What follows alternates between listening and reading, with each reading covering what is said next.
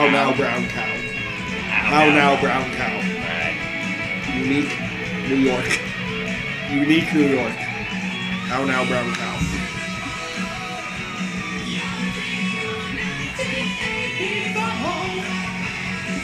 Yes, a butthole. We're live right now. No. I don't believe you. We're not live. We're never live.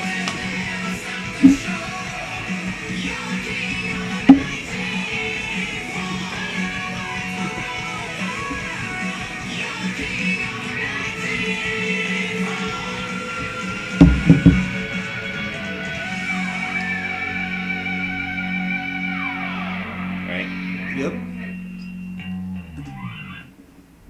You tried. So apparently I'm the king of 1984, in case you guys weren't aware. Welcome to Live with Alan. Today we're going to be talking with Rob Bradley from Thrillkiller. And before that, though, we're going to talk about a very interesting development down in Richmond, Virginia. This new trend. You know, forget fidget spinners, forget fidget cubes, forget having a job, forget having a house. Don't have a house or a couch. Homelessness. This is the new thing. This is the new trend. This is what the kids are catching on to, right, Austin? Oh, yeah. This is my new scheme, you bunch of caveman ancestors of mine. So recently, some of you may be aware, a bunch of liberals, a bunch of globalists. Are we doing that still? Yeah, we're still doing that. Bunch of glibberalists. New thing. A bunch of glibberalists were harassing an upstanding homeless citizen in Richmond, and all she wants to do is go to the street every day and be homeless, beg for money, and then return to her house in her Cadillac because she is professionally homeless. And who am I to shit on anyone's profession? If anything, I'm all for it. So to fill you all in, those of you who haven't, those of you who don't read or leave your house, those of you with lives, whoever, a woman, a nice upstanding box earther named Micha. She travels to Richmond from Maryland every day. Begs on a street corner, has a sign that says "homeless, please help." And you millennials out there, can I help you? We're out of frame. We're out of frame? I'm in frame. You. Now look what you did. I did nothing. It's You worse did than this. last time. Anyway, so some millennials decided to follow her, harass her as soon as she took her break, because everyone deserves a break during work, and try to ask her, how are you homeless? How are you begging for money and then returning to this Cadillac parked in this McDonald's? How do you feel about that? Now, personally, I feel like she should be able to do whatever the hell she wants. If she's smart enough to get your money, well, that's just having a job. That's business. I'm smarter than you. You pay me for things. Right? No? You don't know? But that's our new scam, Austin. I'm into this. I want to go down there. I mean, can you make a sign?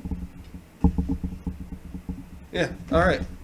So, in order to further elaborate on our new scam, I have with us very special guest of ours, friend of mine, friend of the show, friend of the Box Earth Nation, senior homeless correspondent Greg Wise. Greg, welcome to the show. How you doing, buddy? Well, thanks, Al. It's great to be here, man. Being homeless it's so humbling. You're just on the street. You need money, and I need some money. Do you guys have any change? So, Greg, tell me, is this woman doing it right? Micha, she's not even homeless. She's not? No, she's No. not even homeless. So she's professionally homeless. You know how you tell if someone's homeless? How do you tell? How do I tell the difference between real and fake homeless? Well, you got to look at their socks. Their socks? If they have clean socks, that means that they're not homeless. She's got clean socks. She's got clean clothes too. I mean, look at my clothes. They're dirty as shit. But you're not homeless either. You're better at the job than she is. You're not supposed to say that on camera, man. Oh, nobody watches the show. Oh, you're right. That's Zero people watch the show. Oh. How much money do you think some of these people pull each day, begging on the street? It really depends on where they are, which intersection they are. If they're downtown, that's where the money is. Mm-hmm. People are always going downtown on Broad Street. everyone needs money, but every day or every week, how much you want to know? Mm-hmm. Just every day. I mean, let's go by the day. Let's go by the day, because she's paying for gas. She's paying for insurance in her car. Yeah. How much money is she making? On a good day, probably like $400 or $500. I would say. You would say? Yeah. And where are we change? And where are we getting these figures? Are you just guessing, or is it total bullshit? I've gotten $400 or $500 myself on the street. Experience, right? That's experience. Now that $400 or $500, you're not doing it all being entirely homeless. No. No, because you still go home to a wife and kids every day. Gotta support them. Yeah. Gotta support them. Yeah. All right. So now, real talk, Greg. By the way, those of you just tuning in, senior homeless correspondent Greg Wise. Greg. Hey, hi. How many homeless people do you see day to day in Richmond? On average, probably like 10 a day, I would say. 10 a day? Yeah. And what's our ratio there for them being legit homeless? Yeah. Probably half of them, I would say. Half of them? Yeah. Okay. Half of them. Now, have you ever given money? No, No? Why not? because I earn my money. You earn your money Yes. by pretending to be homeless. Pretending to be homeless. And that's exactly what they do, right? That's exactly what they do. All right. Well, Greg, thanks. You want to stick around? I'll be here. All right. Stick around for the next segment. So, joining us now. What a dumb fucking bit. Jesus Christ. Stupid. Joining us now via Skype, we have Rob and Mixim from the band Thrillkiller. And Mixim is just here as an impulse. It looks like he's in a car. Hi, Mixim. Yeah. We've never met. Feel discharged. But before we get into the Thrillkiller stuff, Rob, some backstory, man. What happened with your previous band? Take me from the last Aries show up until Thrillkiller have a finalized lineup, in 3 or less words, if you can. 3 or less. You already used them. You're fucked. All right, just go. We're over our budget. I was going to say, shit happens. There you go.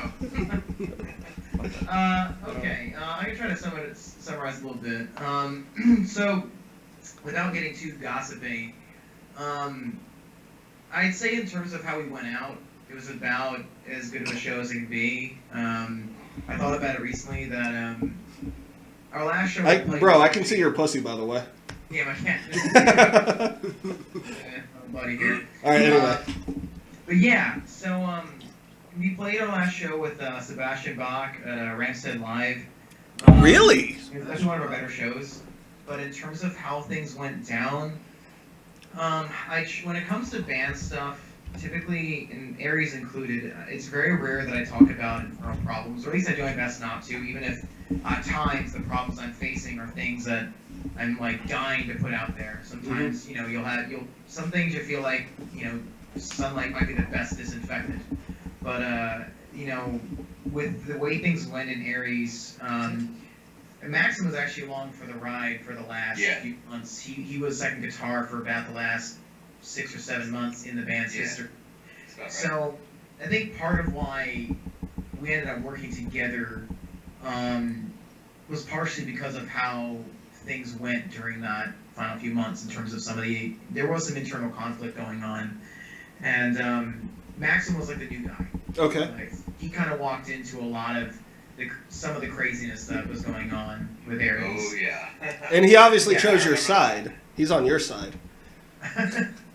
But, with him, I remember he met me at a rock opera I did a couple years back, and he saw our ad for a guitar number 2 position, and as a result, like, he hopped on in, like, right when there was already significant tension in the project. And again, I think a lot of people saw it as sudden because I don't like putting that out there if I'm in a band with somebody. Yeah. If it's really bad, I don't. So, I try to keep it to us.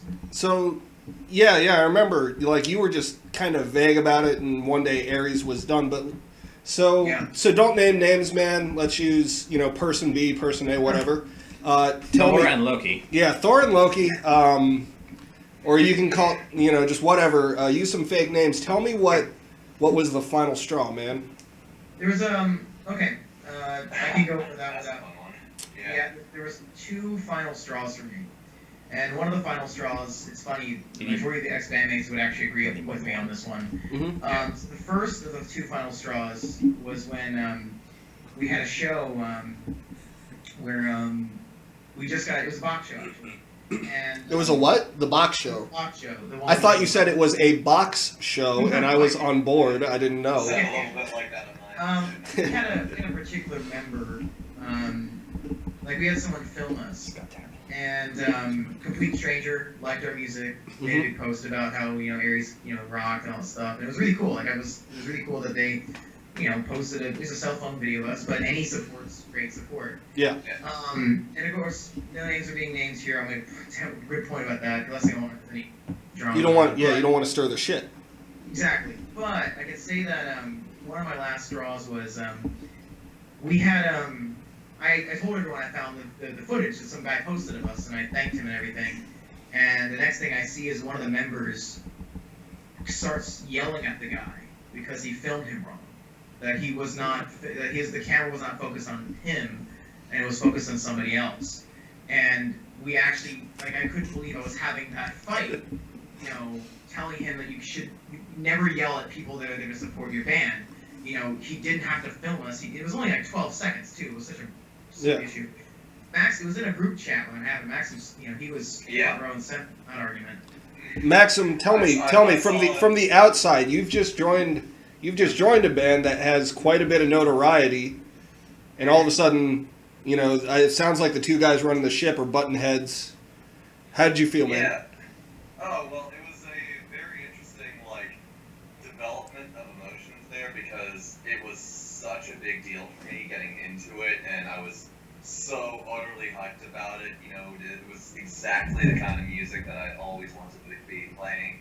These guys have the exact same musical influences as me. They understood exactly where I was coming from and had, the same end game, the same goals as me. And I was just so ecstatic to be part of that. And there was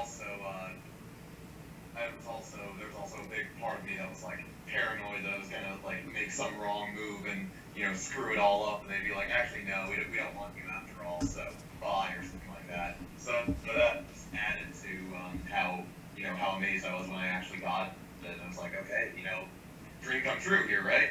Yeah. And then as time went by, I started to discover the internal state of affairs of the band, and just the band politics were less than desirable, shall we say. Okay, so they're arguing. Rob, you and for this and whoever. Instance, You and whoever, they're arguing. How did that go down, Maxim, and then Rob tell your side of it, if the perspective is any different? Yeah. Well, see, all this time I saw these, these tensions in the band and the different sides that were kind of forming, and I didn't want to necessarily be on anyone's side. But you obviously pick sides. You're on Rob's side. Look, I mean, yeah. you're in Thrillkiller with him.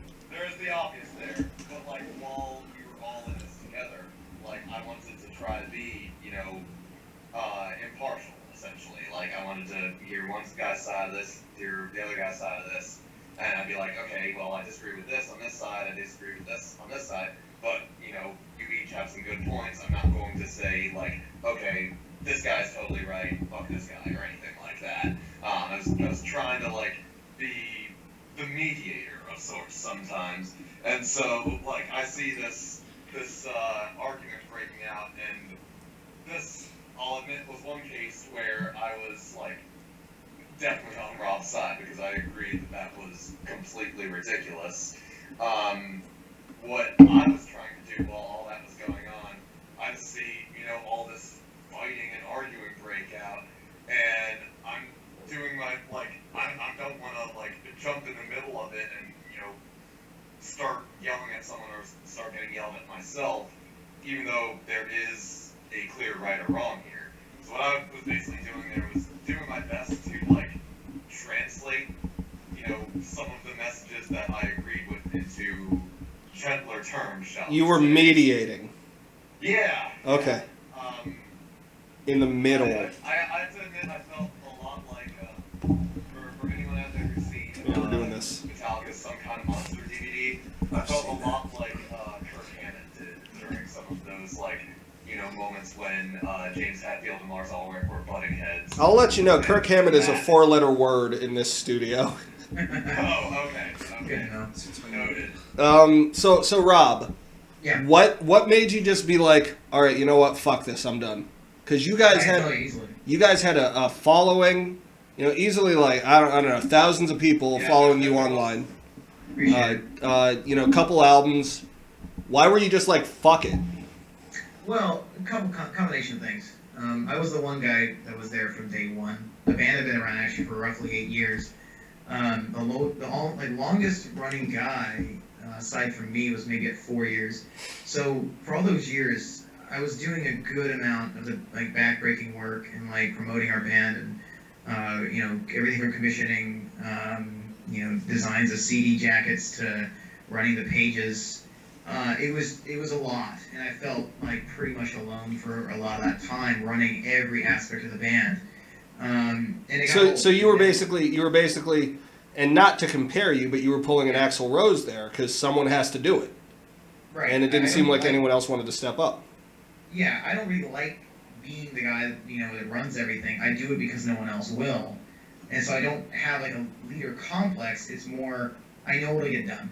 Yeah. And, that's fine. But over time, what would happen in projects I've been in over the years, because I'm in that position, you get a different, I'm sure you've seen that, you felt this way in your projects as well, where because you do all the work, you see things differently. You see necessities and things that must be done, and people that don't put the work in, they just see inconveniences. I can absolutely relate. Before Austin here rejoined my band, I did feel like I was bearing the load and making all the plans. So I can relate to that. And I never wanted to. You want it to be a group effort. You want to feel everyone's as involved as you are. Oh, of course, if you could. I mean, I know everyone likes the idea of being in a band that every single decision is democratic. Mm-hmm. But in terms of getting stuff done, if some bands it works, but a lot of bands it's just not efficient. And we had sometimes, there was one time we got offered to open for Grim Reaper, Steve Grimmett's Grim Reaper. Didn't he just have a leg amputated? Yeah, he did. Okay. But the guy's he's incredible too. I've been following the whole saga. He is such a trooper about that. Every photo, guys got a big grin on. It's like he just loves life. He did have a leg amputated. He goes out and he sings in a wheelchair. Austin's giving me this face like he can't believe it. Yeah, dude, Steve Grimmett, he's a trooper. I am so impressed with him lately. All right, so final straw, man, final straw, because I want to get to Thrillkiller stuff. I'll give you an example of one of the many kind of frustrations I've had. Mm-hmm. So we got offered to go to Steve Grimmett's Grim Reaper, and the agent's literally just waiting on me to say okay, and I said, let me check everything. About a week later, I finally get the final okay from one of the band members, just casually. So, yeah, okay. By that point, it was too late. We lost the show because one guy just didn't feel like responding to a text message. Because someone else jumps on it, and they gotta book it. Exactly. That wasn't the final straw. That's just a day in the office where I'm just like, oh my god. And if I were to complain about it, I'd be the bad guy. Now, the final one, this is what really pushed me over the edge. Yeah. Because of the whole behind-the-back stuff going on and the tensions and all that, we had a new member at the time who was not exactly... It was after Max had joined. Not exactly the most aware human being in the world, suffice to say. And so anyways, he was becoming kind of impressionable. And so this camp... Yeah, he knows exactly where I'm going with this. So this other camp basically was influencing him to kind of step up to the big bad mean leader, me. And it got to this point where when I'm about to tell you, can I just assume? Because honestly, this is the first time I'm hearing the story. Full disclosure: was it a girlfriend? No, thank God. Oh, okay. Thank God, nothing stops that. I would have done everything I could to fire whoever was letting the girlfriend get involved. Or significant other, but that's not this. Breaking up the band, Yoko. Yeah, or significant other. So this is where we got bent. So this guy, not that aware, gets influenced to kind of start pushing back with me. Well, and I guess he took that ball and ran way too far with it and did something that, upon me telling you, and every musician who hears this, I guarantee you'll get angry. So we were playing this show at Legendary Dogs in Philly. Big event. We were really excited to do it. All of us had to make sure we get off work for this. I had a rock opera I was doing actually, and I managed to get an understudy for myself that could fill in for me so I could make this Dobbs event. We were going to play at midnight. So all the band's ready to go.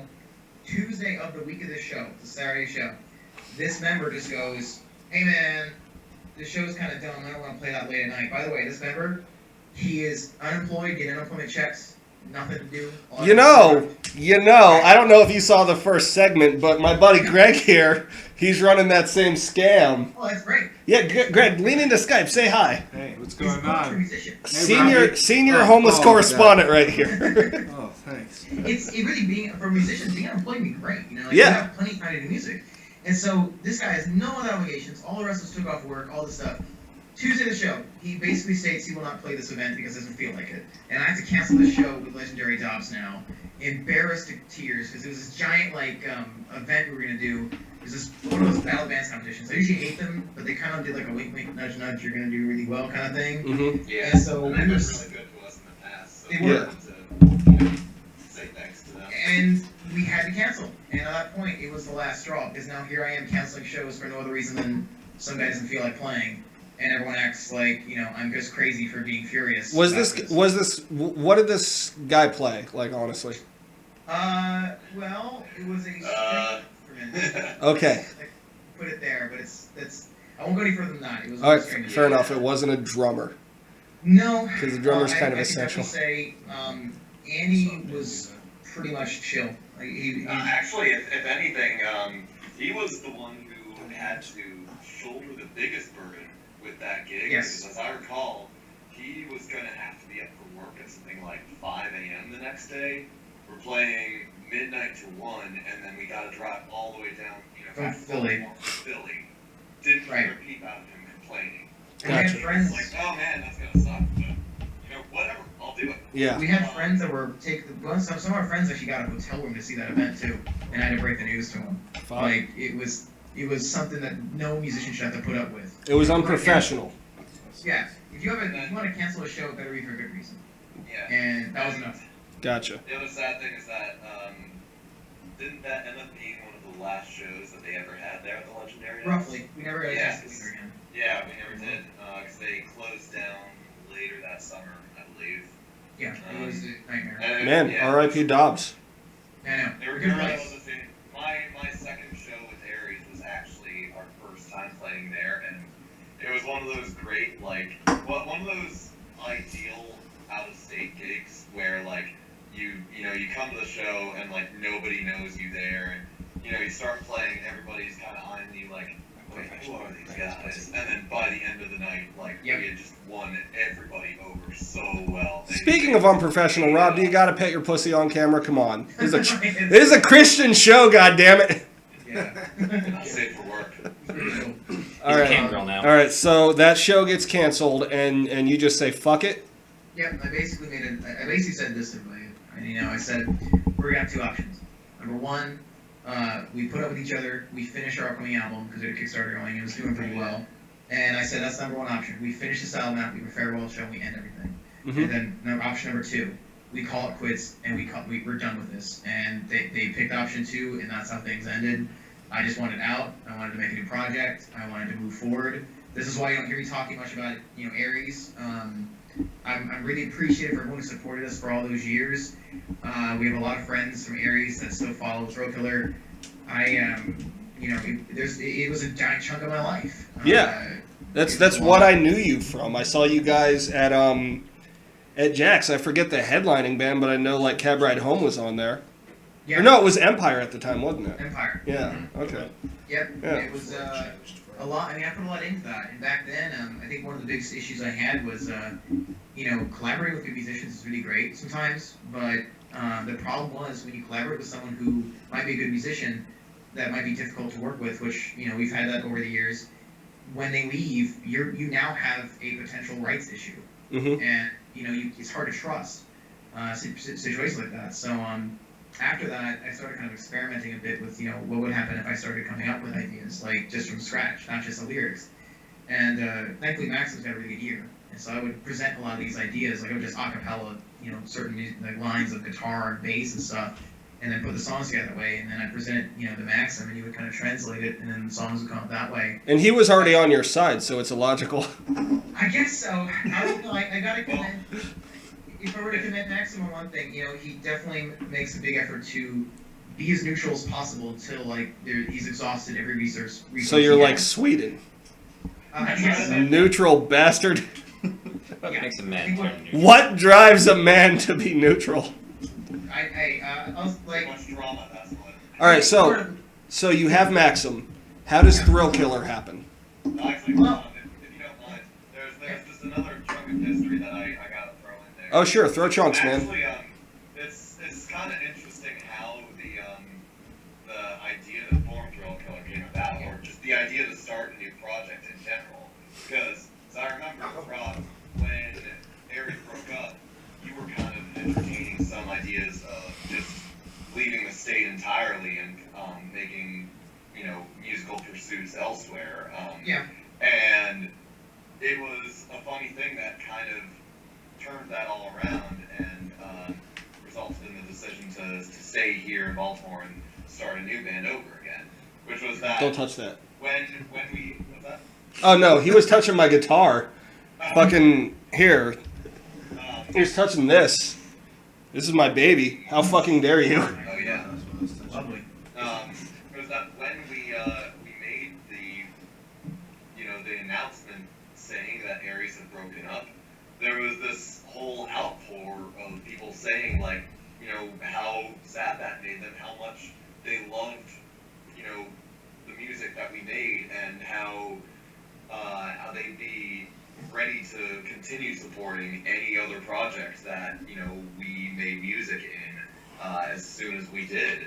And we kind of took a look at all that. It was just kind of obviously we knew we had our fans, we knew we had our support base, but it just was such a compounding of support there when that break announcement came out that we were like, maybe we should harvest this. Maybe we shouldn't, just throw it all away and, let that be the end of any of us working together. Right, because why start fresh when you can branch? Yeah. And give them something else to like that, we'll hopefully enjoy making better.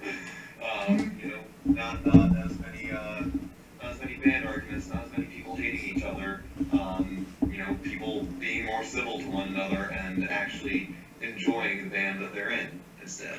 I gotcha. So after that was announced, there was just it was only like Were you a month bored? and a half before Thrillkiller debuted, actually, because there was just this whole behind the scenes phase where we only told a few exclusive people that we were working on something new. I do remember But there beyond was that, there was all of a sudden just this new band that Rob was we promoting. We didn't talk much about it publicly. We kept it pretty quiet. But this whole time, I was constantly coming over to his house, and he would just, show me some new acapella track that he had put together, just writing out guitar parts with his voice, and then ask me hey, so what can you do with this? And I'd just pick up my guitar and be like, well, let me see here. And we'd sit there for a few hours. I'd work out the parts that he had written, and then I'd be like, oh, hey, what would sound cool here? What if I did this? Or what if we had a part where we did this? And, we just kind of built it from the ground up, just sitting there in his room like that. And then sooner or later we had 2 songs ready, those being Passion Killer and Time off our first EP. And we were like, all right, let's hit the studio and record these, and then we can tell the world that we're doing things again. So All that finding people. happened. Let me ask. All that happened between Yeah. mid-July 2015 and early September. It was very fast. So finding people. How do you find people for a new project like this? So we had a plan. One of the things that making a band, and you probably have noticed this before, is if you create a band and just basically state, hey, we're gonna make a really good band, it's gonna sound like this, and make some ads for it, people are less inclined to audition for it if there's no real music. If there's nothing they're listening to really get that idea of it. So the first phase of the whole plan was content. Before we even get started, we have a very good engineer we've worked with. Guy's a wizard. Actually, just spoke to him a little bit ago about another thing we're working on. Matt Bittman.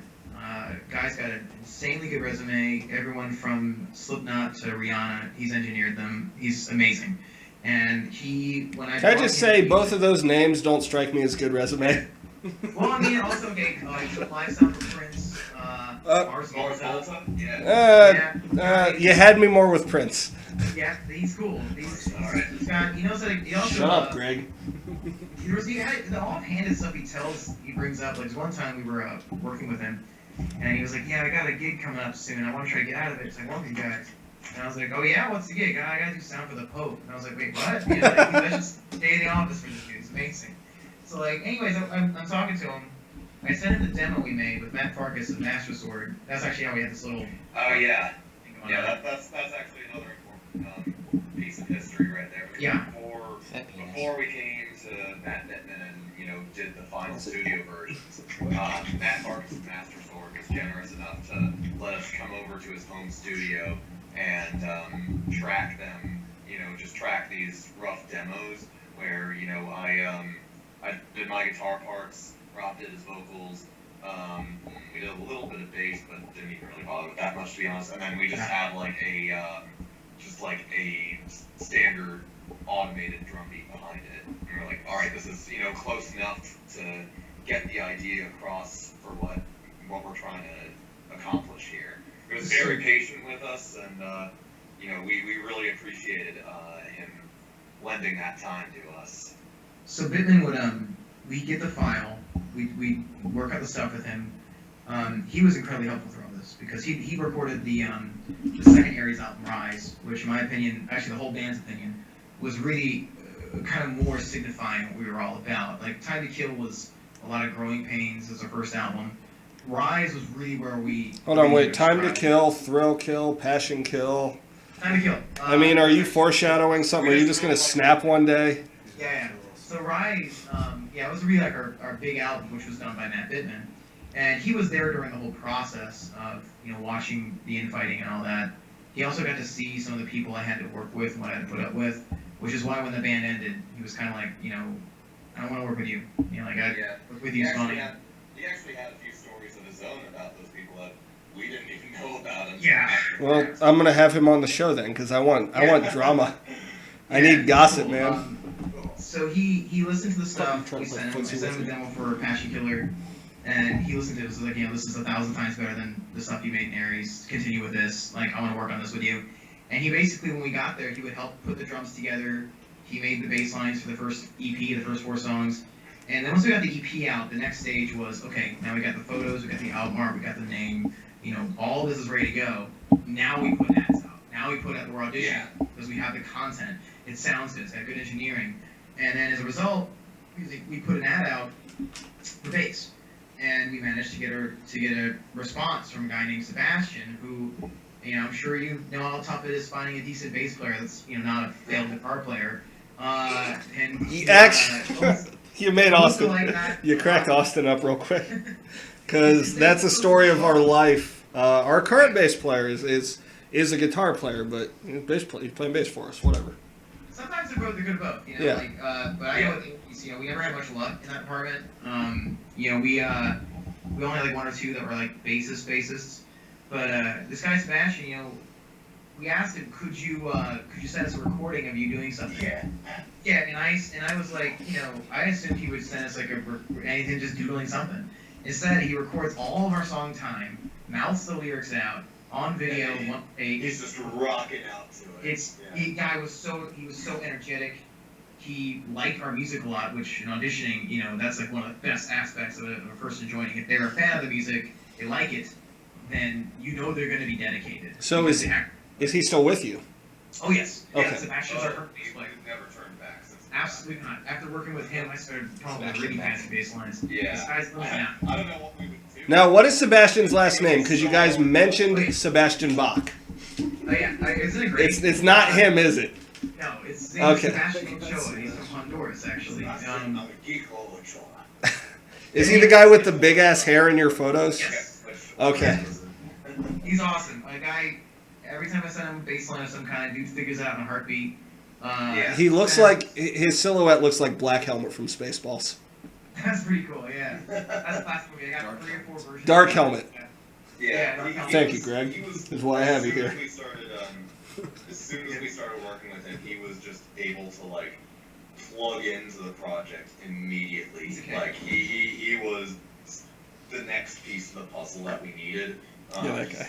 And every single one of our songs, like, down pat, was throwing in a few, like, new ideas of his own. I was just like, wait, what was that you just did there? That was awesome. Keep doing that. And Maxim, we lost your video. There you are. You're back. There you are. Yeah. So I was going to make that up too, yeah. You're live. Low battery warning, so I guess I'll charge a little bit longer. Good idea. Yeah, and Hold on. Where are you parked right now? Are you at least somewhere safe? He's driving. I'm just in a random parking lot. He's driving somewhere. No one's. You don't look sketchy at all. You're fucking sitting in your car Yeah. talking. Dedicated. I appreciate the effort, man. I hope you got unlimited data. You're at least mooching someone's Wi-Fi. Yeah, I made that warning earlier too. I was like, are you sure, man? Good luck. I mean, I work for AT&T. Get at me if you need some help.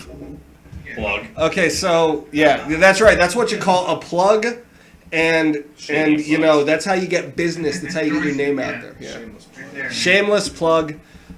So how do you find a drummer? And then I have another question for you. Who wants to answer the drummer thing? I can probably knock it out real quick. Okay. So the drummer thing.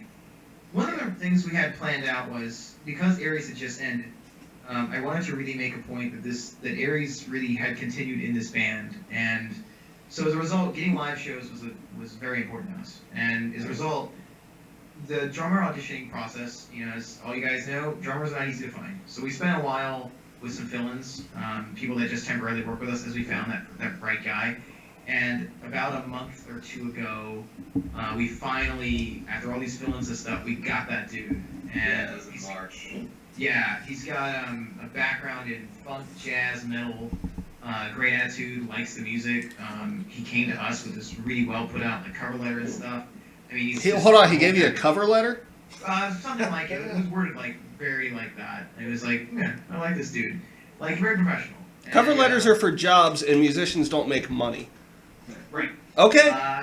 It just said to me this guy's, he really wants it, and he's had that attitude every time I work with him. His name was Yeah. Sawyer Gold. If I ever have another girlfriend, I'm gonna make her write me a cover letter. Cover letter, right? Why today? Sometimes when I see something like that, I'm a little taken aback initially, like, oh, and then it's like, this guy's a real deal. No, if a guy wrote me a cover letter to audition, I'd think he was some kind of spaz or head case.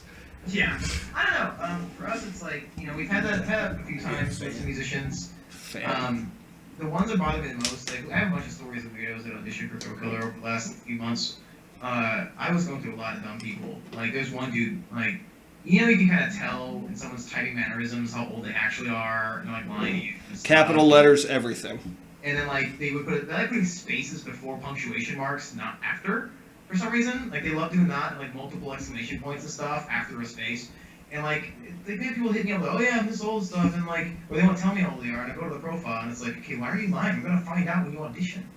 I had so many moments like that. I guess so at that point for me, it was just alright, dude's a real deal. I can spell, good. He knows how punctuation marks, good. He can spell. Yeah, it's just That matters for music. Can you spell? Well, I can spell. Greg can spell. I could be in your band. He's I gonna can spell understand, real good. complex band discussions that involve periods and shit. Yeah. It's just this weird. So we found that guy, but at that point we had What's his name? We haven't even dropped his name yet. Sawyer. Sawyer. What? Sawyer Voyer? Bluebold, his last name, Sawyer. Sawyer Blue Balls. That is his name from now on. Close. I don't want to know his real last name. That's what he is to me. Yeah, okay. I think you probably found that pretty funny. Tell He's a good him. guy, too. Tell him. Yeah, he'd laugh at that. Oh yeah, he definitely would. He's a good guy. So that's where we are with those things. We also knocked out our first album last year around the summer. And That's the now- one with the fighter jet on the cover, right? No, that's actually the EP. Oh, The so EP I'm out of the loop.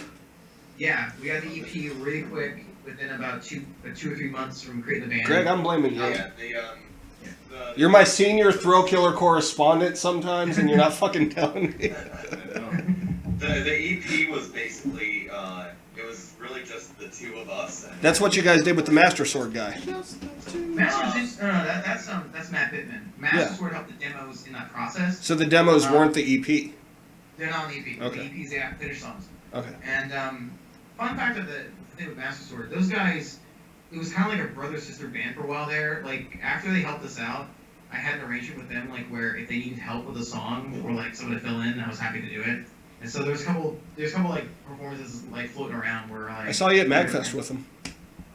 Yeah, that was a lot of fun. It was good to... It's the first time I've been in a show of Master Swords where I didn't do any singing with them, and it was nice to just have, like, you know, a year later, both our bands, like, Master Sword was being created around the same time we were, like, creating our band. So both of our bands kind of grew around the same time. Earlier that year. So you guys Yeah. are sort of like brothers. It's the same kind of, it's a kinship, because, yeah, okay. We try to help each other out. I got you. Actually, Rob has been like a guest vocalist for them a number of times. Maxim, speak up. There was actually Speak up. being too quiet. Yeah. Rob's been a Louder. guest vocalist for them. Be louder. Louder. Louder. He's loud. He's good. No, he's not loud enough. I got your back, Max. Louder. I mean, I could always project. Not deeper, louder. Yeah. Okay, so you guys you got your bros with Master Sword, but so you have the EP, you have the first album, and the lineup is finalized now, right? This is you guys. Now it is after like when the album is most of it just drums from Matt, but now with Sawyer, he joined right after the King of 1984 came out, and he's in the music video. He figured all the drum parts out instantly. Dude does his homework. We watched a preview of the music video yesterday, and you can see like the drumming on it. He's nailing every single part as if he wrote it. Okay. No, that's the song we used for our intro, and I wanted to ask you guys about that song. Let's have some fun here. Who is that song about? Which one of you is the king? That's funny. There is no singular person it's directly about. The concept. No, because you say you're the king. Yes. Who? Who are you singing to? Who? Is it me? It's the listener. Am I the king? It's trying to convince everyone it is, and the reason why is the point about this. I wasn't alive in In 1984. order to hit a one way to usher in a kind of totalitarian kind of society is if we convince, or whoever they might be, they convince the population that they are the own kings of their own sandboxes. So you want a dystopian society full of fucking glam rock, dying disco, and neon lights and the Sunset Strip. Not quite. Okay. Sounds like It's real nice. life. What I'm trying to do there is I'm trying to blend like pop culture elements Yeah. to kind of double entendre of 80s versus actual Orwellian 84, and this idea of like shock and awe of like, you know, bright lights, huge advertisements, music, video, all this stuff to distract from Music the and actual video. world. Right. So like if you look at the good examples, the artwork, you know, the world on the bottom of it is very dull, very dark. But that's not what the camera's focused on. It's focused on all the ads above. It's like that they live kind of aspect. Like through all this advertising and all that stuff and all this, you know, glitz and glam and stuff, there's actually some hidden dark stuff underneath all that. So 84. Like what? Well, it's like, have you seen They Live before? Nope. Oh, it's a great movie. It's basically in it, Roddy Piper, who's the main character of it. Roddy Piper? Roddy Piper, yep, he's the main character in it.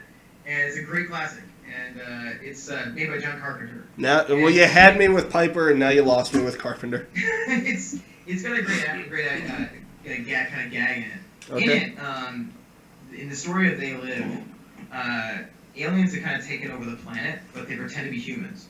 And the only way to find out who's an alien is with these sunglasses. And when you use them, all the advertisements you're looking at, it actually reads what they actually mean.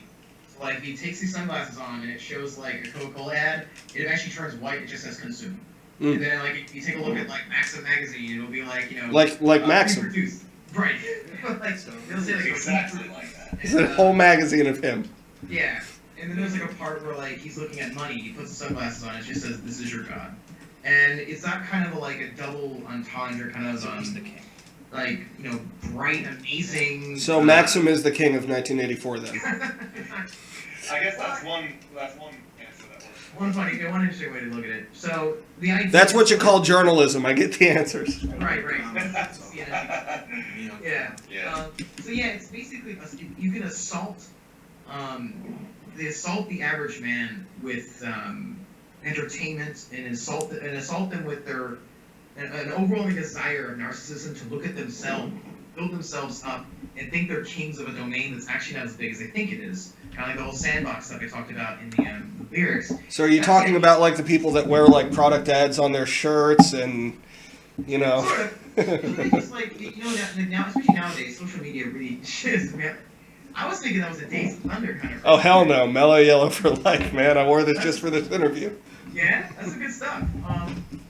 Go on, though. I'm sorry to derail you. So that's the idea. Like, it's also kind of like, you know, if we're so focused on ourselves, we don't focus on each other and like our collective potential in case there is a threat out there. And it's like basically like making people drunk on their own narcissism. And that's the overall concept. So trying to convince everyone they're the kings of 1984 or the society that was created for them. Okay. That is, if they believe it, there's. All right, now I have a question for Rob, and then I have a question for Maxim in that order, okay? Okay. Rob, when and where can people see Thrillkiller next? Like, what's going on? We're playing Jammy Java on June 28th. Right here in Vienna? Yep. Okay, off Right Maple there. Street. That's great, man. That'd be awesome. And then after that, we're currently working out a very exciting debut for the music video. I can talk a few details about that. It'll be our Baltimore return. I won't give a date. We're working on a venue right now, but it will be after that. We're gonna try to look into making it a red carpet kind of like premiere kind of event. Yeah, I mean, if it's the 80s, you need like a glitter carpet with a lot of chrome and... Tempted. Yeah. Tempted. It sounds pretty cool. So Hey, can Greg that's what we're come? working on at the moment. What's that? Can Greg come? Why not? Yeah, that'd be a lot of fun. Oh. Sure, dude. Okay. You know, So, Yeah. all right, so that's the next thing going on with Thrillkiller. That's the next thing. No shows, nothing other than Jam and Java and your video premiere. Yeah, All we're right, keeping and then- it pretty low key. The idea with this band is when you play a region, like with us, when we play a region, it's only once every once in a while, so we can make those events a big deal. Okay. Now, Maxim, here's my question for Yes. you. Alright. When and where can people see you sexually? Anywhere, anytime. So in the back of a car in a parking lot in the rain. Wouldn't be the first time. He's All right. McDonald's. So I want to thank you guys Thank you. for coming on, giving me some details, and being good sports with my bullshit. Greg, what are you laughing at? Nothing. Damn straight nothing. No. I'm back on the streets with you. So thank you guys for coming on, Thank being you. good sports. I appreciate it, and I hope to see you guys real soon. Likewise, and we'll play a show together. Absolutely. Oh, yeah. When we get our shit back together again. It's been too long. Absolutely. I still were having a lot of fun doing that Maiden we did, Fear the Dark, a long Yeah. time ago. Yeah, if Sidebar. that was Oh, what? man, there was something wrong with the mix in that when we go back and watch the videos, but it was a blast. So we'll definitely do Oh, it yeah. again. It was great because that was the first time I've done a tune of that complexity without even rehearsing it with anybody. Yeah. We went up there, got it done. It wasn't a total train wreck. Yeah, we got the job done. Yeah. It was a fun time, so we'll do that again sometime. Absolutely, dude. Yeah, Maybe get we'll, me and Sebastian involved. We'd love that one. oh yeah. Well, maybe we'll do a whole big collaboration with like 8 guitar players and shit. That'd be fucking massive. We're We're actually, actually stars kind of recreation. 12 guitar I was solos. thinking- Yeah, why not? I can do it. Yeah. Um, Sick as We're shit. actually, we're actually planning to see Maiden next week with Oh, you guys are gonna be there? live. I know these guys are up there. Yeah, yeah. Maybe we'll see you there. Yeah, I'm gonna be there. Do you guys have seats or lawn? Just long. I got seats, but man, I'll come say hi. Oh yeah. All right, dudes. So thank you again. Thank you for being good sports, and I will talk to you again soon. Thanks again for having us. All right, you guys have a good night. Take care. No, bring it over here. Come on. Ah, So we Am- can't have nice things. fucking amateur hour here. All right, so that was Rob and Maxim from Thrillkiller. I No want 80s jokes. to thank you guys. What? No 80s You jokes? made no 80s jokes. Oh, fuck. I forgot to ask Rob about his crippling bonitis. Hold on. We got to call Rob again. No. Fuck you. All right. Anyway, so thanks to Rob and Maxim and all the guys from Thrillkiller for letting me pick on them. Thanks to Greg for being here. You know, we're sending you back out into the cold in a little bit. Also, Greg, do you do anything online? You have a YouTube channel, right? Yeah, but You don't do shit? I just post live videos of concerts I go to. All right. That's also known Had as, some of my videos. that's on also known as Metal Injection. illegal. So No. that's how you're making money, too, is your bootlegs. Yeah. All right, and then thanks again to Austin, my producer and senior producing correspondent. Where can people follow you online? I do drinking games at Twitch on Captain Aham at Twitch. All right. So from everybody here in the Live with Alan studio, thanks for hanging out. Thanks for having a good time. I'll see you next Sunday, 10 o'clock. My guests are going to be Josh and Nina from The Sound of Thunder. Batman. Oh, really? Oh, and Batman. I like this. He was supposed to be here today. But Batman unfortunately couldn't make it. Yeah, he was busy. He's the king of 1984. He was at my son's birthday. Good night, people.